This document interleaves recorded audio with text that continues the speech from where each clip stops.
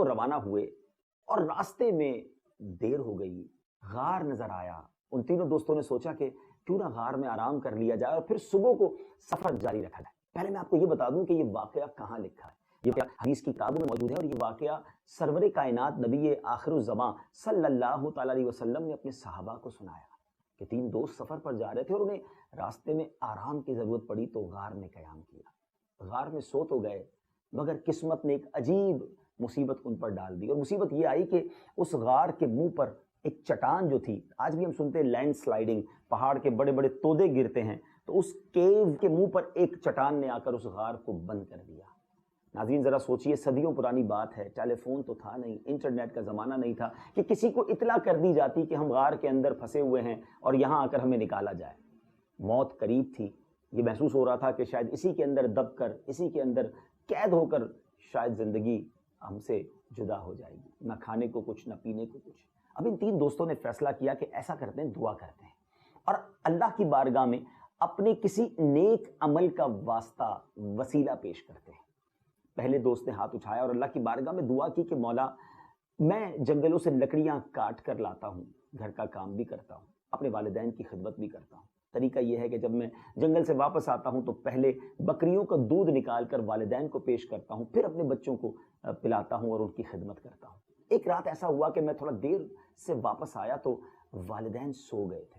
بکریوں کا دودھ نکالا، والدین کی خدمت میں حاضر ہوا، مگر والدین کی آنکھ لگ چکی تھی۔ میں ساری رات اپنے ماں باپ کے سرہانے کھڑا رہا، اور جب تک والدین صبح بیدار نہ ہوئے، انہیں دودھ نہ پلایا، میں نے اپنے بچوں کو بھی نہیں پلایا۔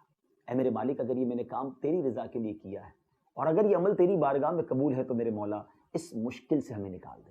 حدیث پاک کے الفاظ ہیں، وہ چٹان جو ہے، وہ بڑا سا جو پتھر ہے، وہ آٹومیٹکلی اس چٹان سے تھوڑا سرک گیا، راستہ تھوڑا سا بنا، مگر اتنا نہیں کہ یہ لوگ باہر نکل سکتے۔ اب دوسرے دوست نے ہاتھ اٹھائے، کہتا یا اللہ، میری ایک کزن ہے اور میں اس سے بڑی محبت کرتا ہوں، میرے ارادے اس کے بارے میں اچھے نہیں تھے۔ ایک بار وہ جو لڑکی تھی میرے پاس آئی اور آ کر اس نے مجھ سے کچھ رقم ادھار مانگی، مصیبت میں تھی، پریشانی میں تھی۔ جب وہ میرے پاس آئی تو میں نے کہا ٹھیک ہے، پیسے تو میں دے دوں گا، مگر تم نے میرے ساتھ یہ غلط کام کرنا ہوگا۔ وہ بیچاری مجبور تھی، پیسے اس نے لیے۔ جب میں اس کے قریب گیا تو اس نے ایک بار اور مجھے کہا کہ خدا سے ڈرو، یہ کام مت کرو۔ اے اللہ، جب اس نے یہ مجھ سے کہا تو مجھ پر تیرا خوف طاری ہو گیا۔ اکیلا تھا، کنٹرول بھی تھا، میں گناہ کر سکتا تھا، مگر میرے مالک اس اکیلے پن میں بھی میں نے تیرے خوف کی بنا پر اس لڑکی کو چھوڑ دیا۔ اے اللہ، اگر یہ کام میں نے تیری رضا کے لیے کیا ہے تو ہمیں اس مصیبت، اس غار سے نکال دے۔ وہ پتھر ناظرین کچھ اور سرک گیا۔ اب تیسرے جو دوست تھا اس نے ہاتھ اٹھایا، کہتا یا اللہ، ایک بار میرے یہاں ایک شخص کام کرنے آیا، مزدوری کی اور اپنی مزدوری بھول کر چلا گیا۔ یا اللہ، جب وہ مزدوری بھول کر چلا گیا تو میں نے اس کے پیسے سنبھال کر رکھے، بلکہ اس کو کاروبار میں لگا دیے۔ کاروبار بڑھتا گیا، میرے جانور بڑھتے گئے۔ بہت عرصے کے بعد وہ شخص آیا اور کہتا ہے کہ تمہیں یاد ہے میں تمہارے پاس کام کر کے گیا ہوں اور کچھ رقم میری تمہاری طرف موجود ہے؟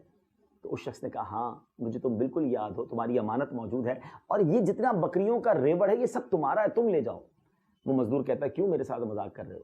یا اللہ، میں نے اسے کہا کہ وہ تمہارا ہی سب کچھ ہے، کیونکہ میں نے تمہارے پیسوں کو کاروبار میں لگایا اور اس سے اتنی برکت ہوئی ہے۔ اے میرے مالک، اگر جو میں نے امانت پراپر لوٹائی، میں نے امانت میں خیانت نہیں کی، یہ عمل تیری رضا کے لیے تھا، تو میرے مولا ہمیں اس غار سے نکال دے۔ نبی پاک علیہ الصلوۃ والسلام فرماتے ہیں کہ وہ پتھر مزید سرک گیا، اتنا راستہ بن گیا کہ وہ تینوں دوست وہاں سے باہر نکل آئے۔ ناظرین، حدیث پاک کا یہ واقعہ ہم سب کے لیے بہت کچھ درس رکھتا ہے۔ ماں باپ کی خدمت کس قدر نیک عمل ہے، اللہ کو کتنا پسند ہے۔ انشاءاللہ جو ماں باپ کا ادب کرتے ہیں، خدمت کرتے ہیں، وہ دنیا میں بھی نوازے جائیں گے، آخرت میں بھی نوازے جائیں گے۔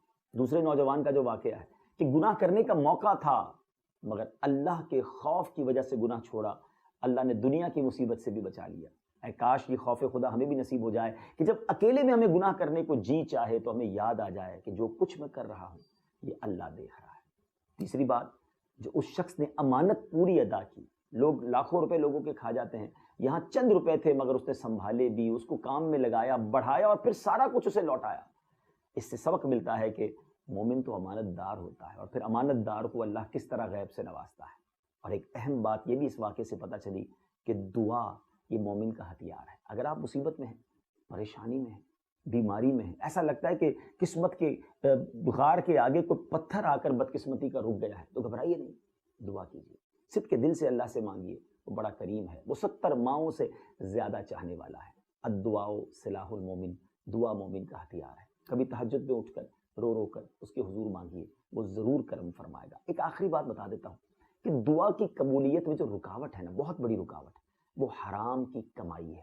اپنی غذا کو پاکیزہ کر لیں، حلال کمائی کمائیں، انشاءاللہ حلال کے لقمے کھائیں گے، اللہ دعائیں قبول فرمائے گا۔ اللہ کریم مجھے بھی اور آپ کو بھی صدق کے دل کے ساتھ اس کی بارگاہ میں سر جھکانے، ہاتھ اٹھانے اور خوب